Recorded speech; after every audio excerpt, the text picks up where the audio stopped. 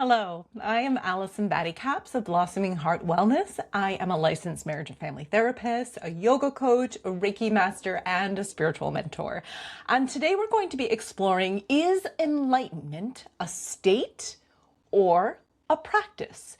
This is a trauma-informed conversation about awakening, Buddhism, psychology, and neuroscience. What if enlightenment is not a fixed state? What if awakening isn't about transcending our humanity?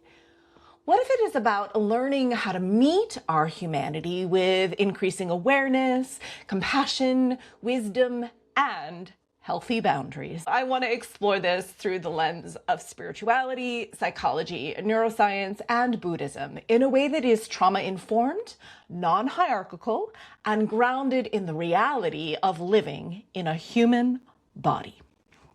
Because for many years, I have encountered spiritual teachings that implied that enlightenment is a fixed destination, a place where suffering ends, a place where fear disappears, a place where reactivity no longer exists, a place where we become permanently peaceful.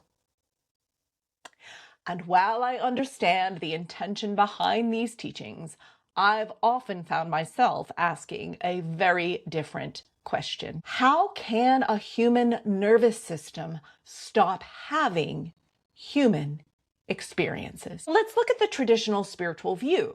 In many spiritual traditions, enlightenment is described as awakening, a realization of a deeper truth, a liberation from illusion, a freedom from identification with thoughts, emotions, and suffering. In Buddhism, particularly in some traditional interpretations, Buddhahood is often described as complete awakening, complete freedom from ignorance, complete freedom from attachment, complete freedom from the causes of suffering. And I want to clearly say something. I deeply resonate with these traditions. I consider myself a Buddhist in practice, and I practice these traditions in my life, and I find that there are profound wisdoms within these teachings. But I also think that many modern people encounter these teachings without the understanding of the context. And what they often hear is something like, if you're struggling, you're not enlightened. If you're still anxious, you're not awakened. If you're still reactive, you're not spiritually evolved. And that interpretation can become deeply shaming, especially for trauma survivors or those who are experiencing trauma in their external circumstances. I want to explore what neuroscience actually shows us about the human body. From a neuroscience perspective, human beings have nervous systems, and our nervous systems are constantly assessing, am I safe? Am I connected? Am I threatened? Do I need protection? This process happens automatically. It is a physiological response to external circumstances. It is not a failure. It is not a sign of spiritual immaturity. It is intelligent biological design. Even highly regulated nervous systems move between different states: connection, protection, rest, activation, recovery. This is normal. In fact, health is not permanent regulation. Health is actually defined as the ability for flexibility, the ability to move through states and return to a regulated body, the ability to be deregulated and recover, the ability to adapt to stress. So when I hear teachings that suggest an awakened person never becomes activated, I find myself questioning whether that is compatible with what we know about the human nervous system. What does trauma-informed psychology add? Well, trauma-informed psychology gives us another important piece. Many emotional reactions are not evidence of weakness. They're actually evidence of adaptation that was necessary in childhood, necessary during stress. They're intelligent responses to lived experiences that were challenging. Protective parts form for a reason. The inner critic forms for a reason. Hypervigilant forms for a reason.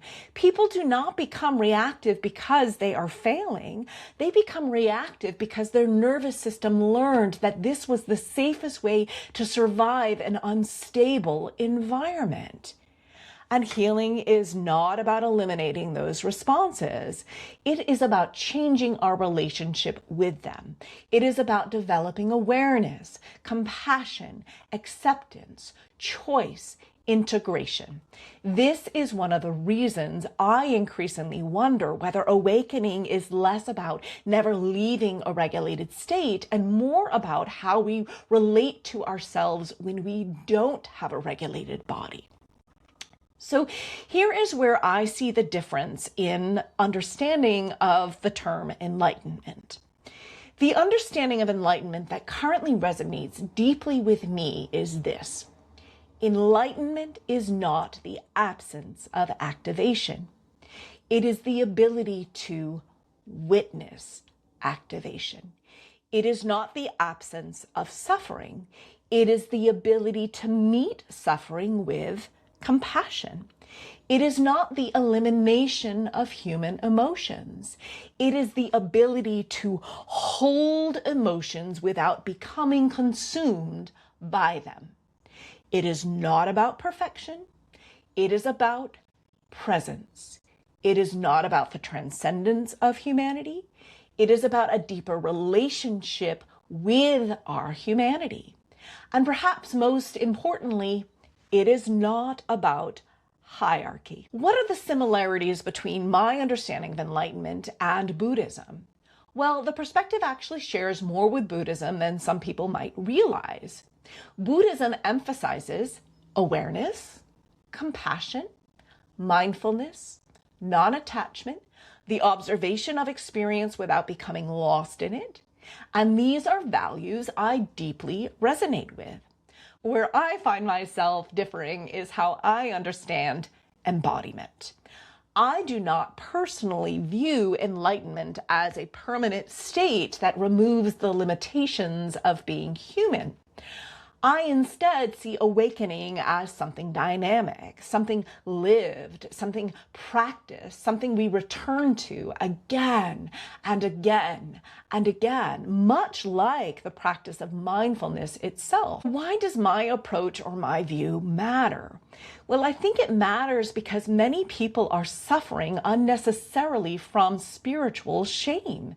They believe I should be more peaceful. I should be beyond this by now. If I were truly awakened, I wouldn't struggle.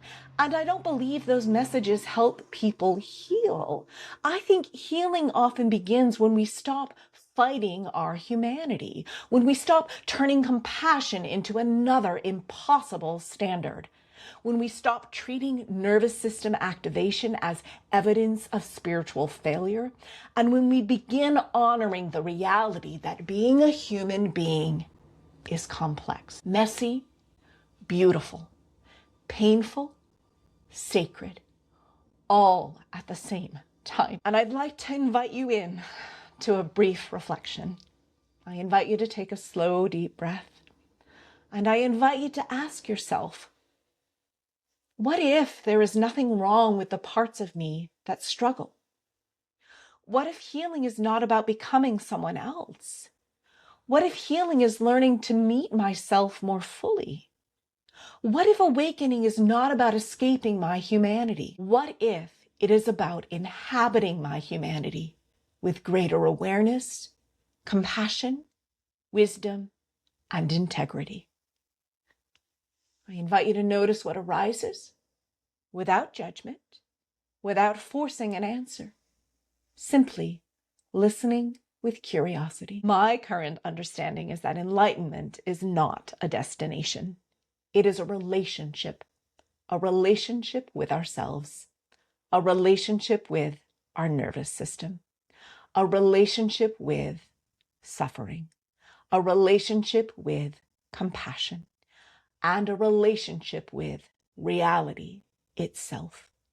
Not as we wish it would be, but as it is. If this conversation resonated with you, I'd love to hear your thoughts on what enlightenment means to you in the comments. How do you understand it? How do you see this state? Is it a practice, a relationship, or something entirely different? And if you'd like to explore more trauma-informed conversations, bridging spirituality, psychology, and neuroscience, I invite you to subscribe or visit my website, blossomingheartwellness.com, to learn more about online courses and how to work with me, or explore my book, The Divine Within, Healing Ourselves to Heal the World. Until next time, I'm sending you deep love and appreciation for wherever you are on your journey of healing, awakening, and remembering.